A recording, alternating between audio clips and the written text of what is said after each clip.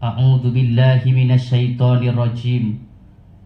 Bismillahirrahmanirrahim. Ara'aital ladzi yukadzibu biddin fadzalikal ladzi yad'ul yatim wa la yahuddu 'ala ta'amil miskin.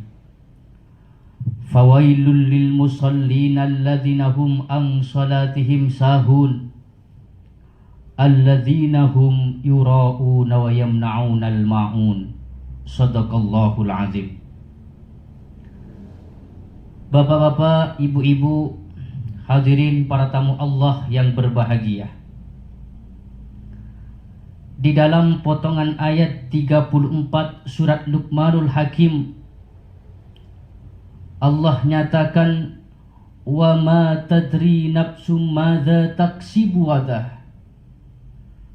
Tidak seorang pun yang dapat mengetahui dengan pasti apa yang harus dikerjakan esok hari.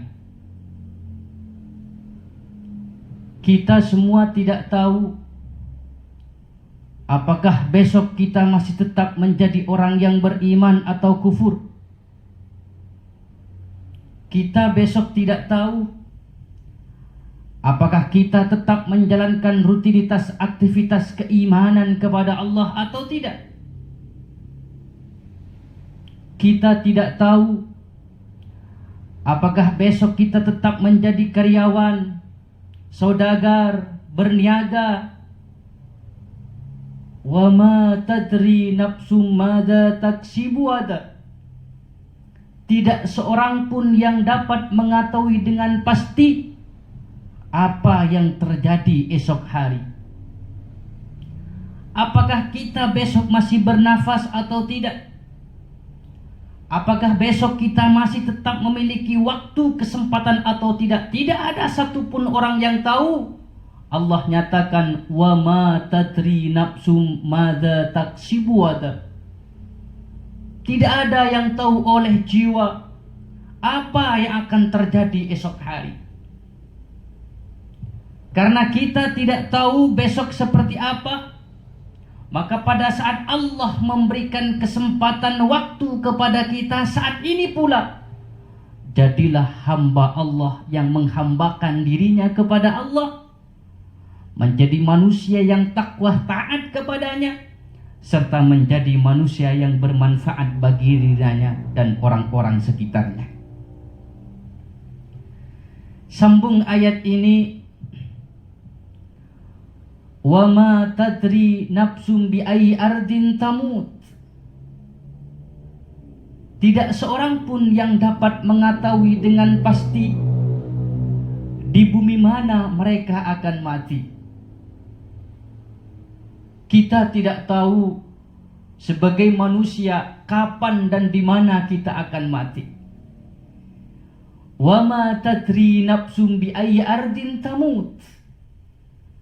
Tidak ada yang tahu oleh jiwa kapan dan di mana mereka akan mati. Beberapa tahun kita dikabarkan dengan sebuah berita bahwasannya ada sebuah kapal yang jatuh.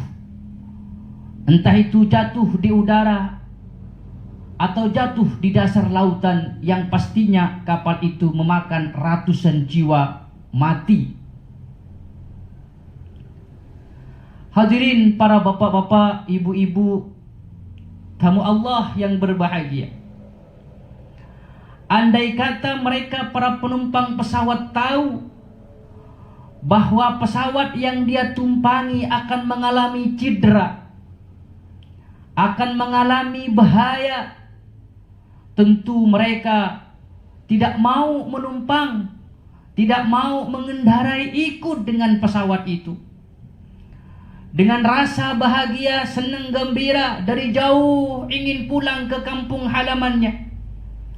Seorang ayah dan ibu merindukan anak-anaknya di kampung. Seorang kekasih merindukan suami atau istrinya. Seorang anak merindukan kedua orang tuanya.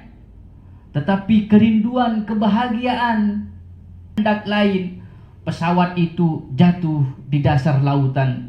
ratusan jiwa meninggal menjadi korban. Wa ma tadri nafsum bi ayyi ardin tamut. Tidak ada seorang pun yang dapat mengetahui dengan pasti di bumi mana mereka akan mati. Tidak lama dari itu, kita pun juga dikabarkan dengan sebuah kabar. Ada kapal selam yang tak mau kembali kepada permukaan, melekat di dalam dasar lautan. Hadirin para tamu Allah yang berbahagia, andai kata para militer itu tahu bahwa kapal selam 402 itu akan mengalami ledakan di dalam dasar lautan, tentu mereka para militer tidak mau kemudian berselam dengan kapal itu. Tetapi apalah boleh buat, Allah berkehendak, wa ma tadri nafsum bi ayyi ardin tamut.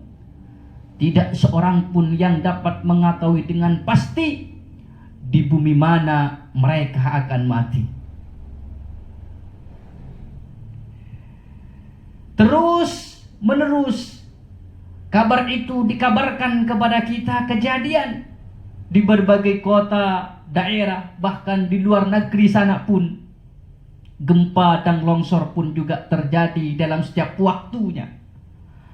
Hadirin para tamu Allah yang berbahagia, andai kata mereka para penduduk yang tertimpa musibah bencana alam itu tahu bahwa daerah itu akan mengalami bencana, bahwa kampungnya itu akan mengalami longsor,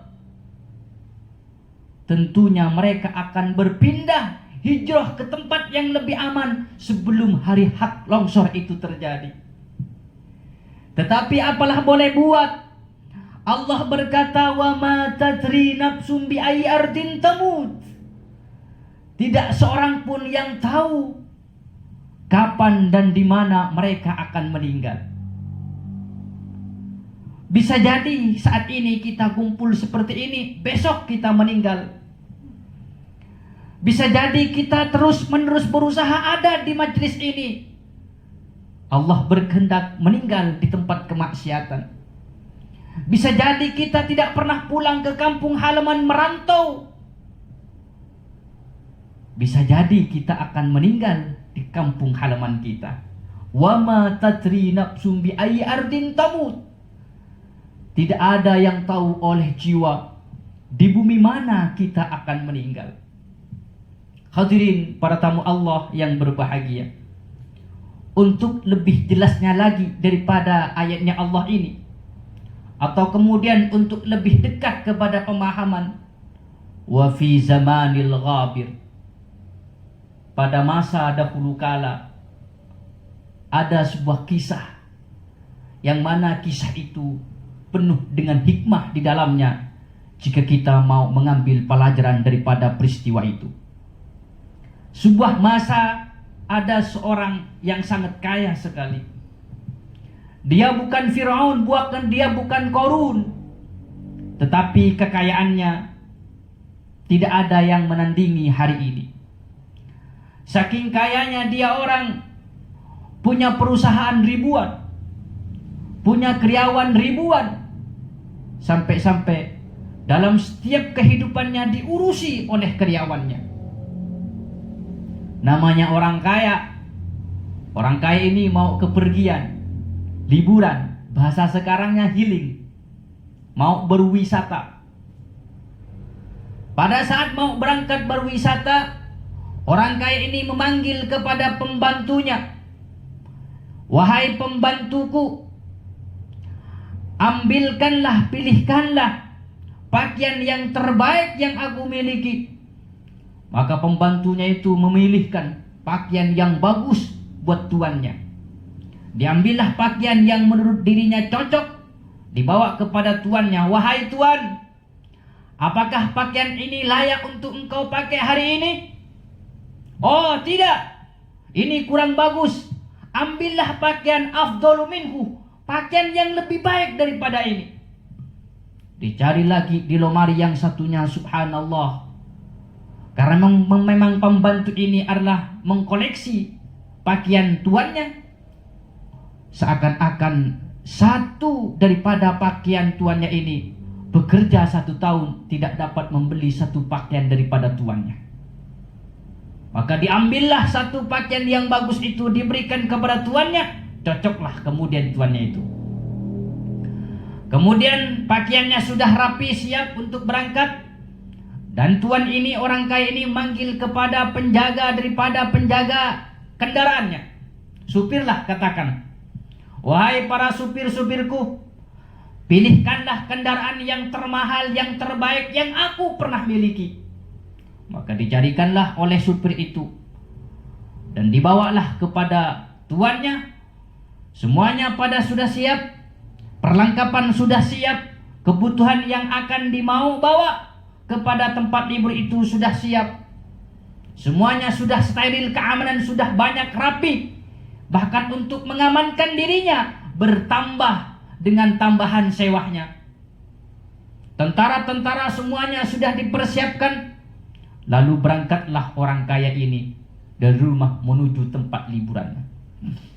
Sepanjang perjalanan dari rumah, maka semuanya masyarakat menyaksikan akan keberangkatan orang kaya. Namanya orang kampung heran, terkesima, terkejut memandang subhanallah keindahan yang dimiliki oleh orang kaya ini. Tergiur semuanya orang miskin. Masyarakat kampung yang miskin tergiur, takjub, berkata di dalam hatinya, duhai Allah, andai kata engkau memberikan kekayaan seperti halnya fulan di depanku ini ya Allah, tentu kehidupanku tidak semelas ini wahai Allah. Kaum janda, para kaum duafa pun juga bergumam di dalam hatinya, duhai Allah, andai kata engkau memberikan kekayaan separuh saja daripada kekayaan hambamu ini, tentu aku tidak semenderita ini kehidupanku ya Allah. Anak yatim piatu juga heran, berdoa di dalam hatinya, duhai Allah, berandai-andai, andai kata engkau memberikan kekayaan sepertiga saja daripada kekayaan hambamu ini, tentu aku tidak semenderita ini kehidupanku ya Allah. Hadirin para tamu Allah yang berbahagia, kenapa anak yatim piatu, fakir miskin, kaum duafa, para janda-janda ini heran dan terkesima, terkejut, berdoa di dalam hatinya dengan andai-andai seperti itu? Karena orang kaya ini hanya memperkaya dirinya di kampungnya, hanya bekerja setiap hari, setiap malamnya untuk memewahkan, memperkaya, menikmati dengan dirinya sendiri. Dia tidak pernah berbagi kepada fakir miskin. Dia tak pernah menyantuni anak yatim. Dia tak pernah mengasihi orang-orang yang janda. Dia menikmati hartanya dengan sendiri, tak pernah peduli kepada orang lain. Dia sombong, tak mau berbaur kepada orang-orang yang rendah. Orang kaya sombong seperti ini, la yu'minu aslan, pada dasarnya dia tidak beriman kepada Allah.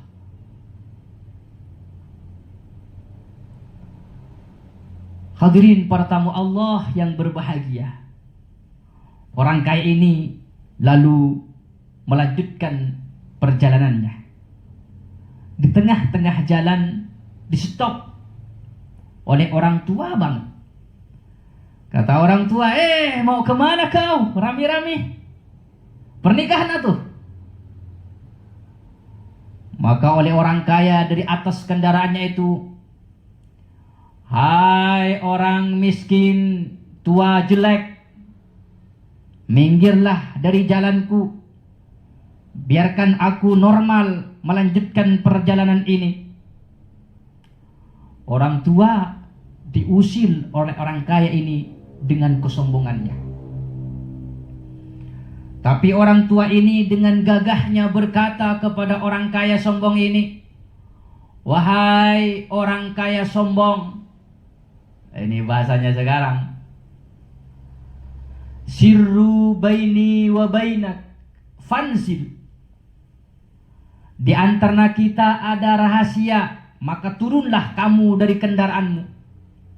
Oh, orang tua menyuruh turun kepada orang kaya. Tambah marah orang kayanya. "Hai orang miskin, tua jelek, apa maumu? Katakanlah kebutuhanmu. Minggir kamu dari jalan ini." Dengan gagahnya kembali mengulangi perkataannya, "Sirru baini wa bainak."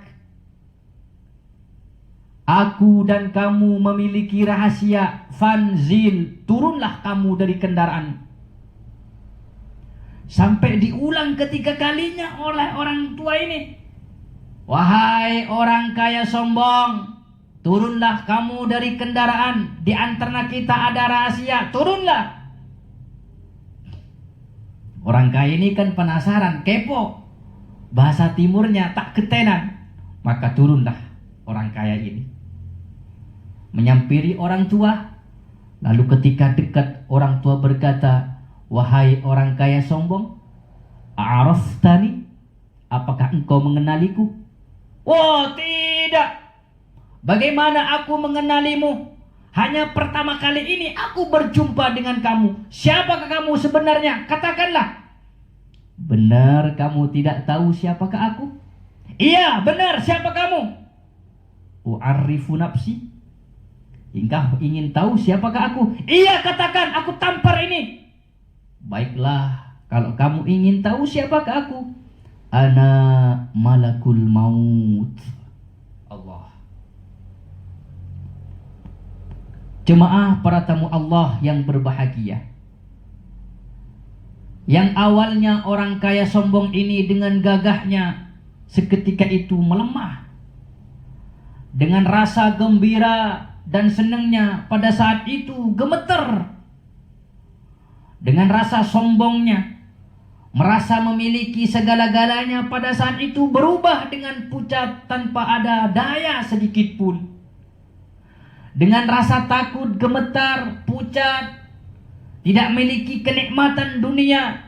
Dengan perkataan yang tatih-tatih dan gemetarnya, orang kaya ini berkata seraya, "Ya malakul maut, faqad a'tini thaniya." Bolehkah aku minta waktu sedikit saja, wahai malakul maut?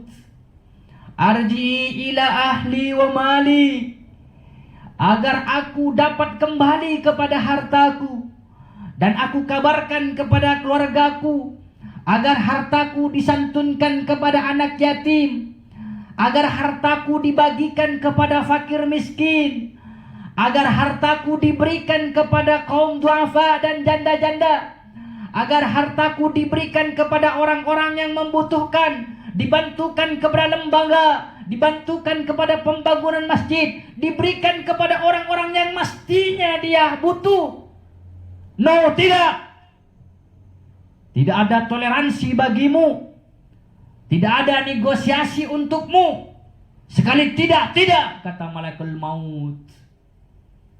Hadirin para tamu Allah yang berbahagia, dengan keadaan kaya sombong itu, melantarkan anak yatim, melantarkan fakir miskin, melantarkan kaum-kaum duafa dan janda, pada saat itu menikmati hartanya dengan sendiri, dengan keadaan yang kikir pelit seperti itu. Sal bahayati, malaikat maut mencabut nyawanya, mati dengan keadaan su'ul khatimah. Na'udzubillah summa na'udzubillah. Kullu qissatin ibar. Setiap cerita ini adalah pelajaran bagi kita. Afala tatafakkarun? Apakah kita tidak mau berfikir? Ini cerita bukan hanya soal cerita tanpa ada makna dan artinya. Bukan soal dongeng di majelis ini, tidak. Semuanya diceritakan. Tujuannya Al-Quran menceritakan kisah-kisah dahulu. Hadis menceritakan para sahabat dan kisah-kisah dahulu. Tujuannya agar kita mengambil pelajaran daripada cerita itu. Afala tatafakkarun. Apakah kita tidak mau berfikir tentang cerita ini? Hadirin para tamu Allah yang berbahagia. Untuk perbandingan daripada cerita ini, agar dapat kita memilih seperti apa kehidupan, apakah memilih cerita yang ini atau cerita yang satunya, maka saya akan membawakan cerita satu lagi. Sebuah kisah pun juga terjadi kepada orang yang sederhana. Dia hidupnya sederhana, seperti halnya kekayaan, layaknya seperti halnya sekarang. Tetapi dengan kesederhanaan itu, dia berbagi kepada fakir miskin, menyantuni anak yatim, dan memberikan kepada kaum duafa dan janda-janda. Serta orang yang sederhana ini menjadi orang yang baik dan soleh. Setiap harinya dia tidak putus untuk sholat berjemaah ke masjid. Hingga suatu hari, orang baik ini, katakanlah biar nyaman sebutannya, orang baik ini hendak pergi ke masjid guna untuk menunaikan sholat secara berjemaah. Tiba-tiba di tengah jalan, maka orang baik ini berjumpa dengan orang asing yang tidak dikenal. Orang asing memulai salam, "Assalamualaikum ya Abdullah." "Keselamatan bagimu wahai Abdullah." Maka dijawab oleh orang baik ini, "Waalaikumsalam ya ahi." "Kaifa haluk?" "Alhamdulillah bi khair." Lalu orang asing ini berkata, "Araftani?" "Apakah engkau mengenaliku wahai hamba Allah?" "Oh tidak, aku belum mengenalimu." "Lalu siapa jenengan?" "U'arrifu nafsi ismi malakul maut." "Ketahuilah, aku yang disebut malakul maut." Dengan senangnya orang baik ini berterima kasih kepada malakul maut. "Ahlan wa sahlan bihudurik ya malakul maut." "Marhaban ya malakul maut." "Selamat datang dalam kehidupanku wahai malakul maut." "Inilah duniaku, inilah kehidupanku wahai malakul maut." "Ya malakul maut, limadha qabaltani?" "Karena apa engkau menjumpaiku wahai malakul maut? Ada apa?" Maka malakul maut ini menjawab, "Wahai Abdullah, hamba Allah yang baik, aku menjumpaimu karena diperintahkan oleh Rabbmu untuk mencabut nyawamu." Maka orang baik ini dengan senangnya dia bertasbih kepada Allah. "Subhanallah, Alhamdulillah, Allahu Akbar. Terima kasih wahai Allah, terima kasih wahai malaikat yang telah sudi mendatangiku menerima perintah Allah untuk menjemput nyawaku. Subhanallah, karena hal ini yang kami tunggu-tunggu wahai malakul maut. Aku sudah bosan dengan kehidupan dunia ini yang penuh dengan fitnah, penuh dengan fana, penuh dengan cobaan. Wahai malakul maut, bolehkah aku meminta satu hal saja kepadamu wahai malakul maut?" "Iya boleh, apa?" "La ta'khud hayati ala hadha tariq." Jangan cabut nyawaku di tengah jalan ini wahai malakul maut. Biarkan aku sampai kepada tujuanku menuju ke masjid guna untuk menunaikan sholat secara berjamaah. Aku minta kepada engkau wahai malakul maut, cabutlah nyawaku pada saat saya sedang sujud. Cabutlah nyawaku pada saat saya sedang bertasbih kepada Allah. Subhana rabbiyal a'la wa bihamdi. Pada saat saya merendahkan diri, pasrah kepada Allah, cabutlah wahai malakul maut. Saya mohon itu saja permintaanku wahai malakul maut. Malakul maut menjawab, ya memang begitulah perintah Allah untuk mencabut nyawamu pada saat engkau sedang bersujud kepada Allah Subhanahu wa ta'ala. Hadirin para tamu Allah yang berbahagia, orang baik ini senang, tambah rindu untuk sampai kepada masjid. Lalu dia bergesah-gesah untuk menuju ke masjid. Sesampai ke masjid, dia menaikkan sholat secara berjemaah. Lalu pada saat dia sujud kepada Allah, saat dia bertasbih kepada Allah, saat dia pasrah dirinya kepada Allah sepenuhnya, pada saat sujud itu malakul maut mencabut nyawanya, mati dengan keadaan husnul khotimah. Ya ayatuhan nafsul mutmainnah, irji'i ila rabbika radiyatan mardiyah, fadkhuli fi ibadi wadkhuli jannati. Wahai jiwa-jiwa yang tenang, irji'i ila rabbika radiyatan mardiyah, kembalilah kepada Rabbmu dengan hati yang tenang, dengan hati yang ridha dan hati yang sangat diridhoi. Fadkhuli fi ibadi, berkumpullah dengan hamba-hambaku yang lain, kata Allah. Wadkhuli jannati, lalu masuklah kalian kepada surgaku. Dipanggil oleh Allah orang-orang baik ini. Man ahabba liqa'illah ahabballahu liqa'ah, wa man kariha liqa'illah karihallahu liqa'ah. Barang siapa yang rindu kepada Allah, ingin selalu berjumpa dengan Allah, tanda kutip rindu, dia menjadi orang yang baik, dia menjadi orang yang taat kepada Allah, memperbaiki hubungannya kepada Allah dan sama manusianya, maka dia pun juga dirindukan oleh Allah, mati dengan keadaan husnul khatimah. Tetapi sebaliknya, waman kariha liqa'illah, barang siapa yang tidak merindukan untuk berjumpa dengan Allah, dengan tanda kutip dia bermaksiat kepada Allah, tidak miliki hubungan baik kepada Allah, tidak miliki hubungan baik kepada sama manusianya, karihallahu liqa'ah, Allah tidak merindukan seorang hamba seperti ini. Kalau Allah tidak merindukan seorang hamba seperti ini, Allah cabut nyawanya dengan keadaan mati su'ul khatimah. Dua kisah ini sangat menarik untuk diimplementasikan ke dalam tindakan nyata sehari-hari. Apakah Bapak Ibu mau memilih kisah yang pertama atau kisah yang kedua? Pilihannya tergantung kepada kita.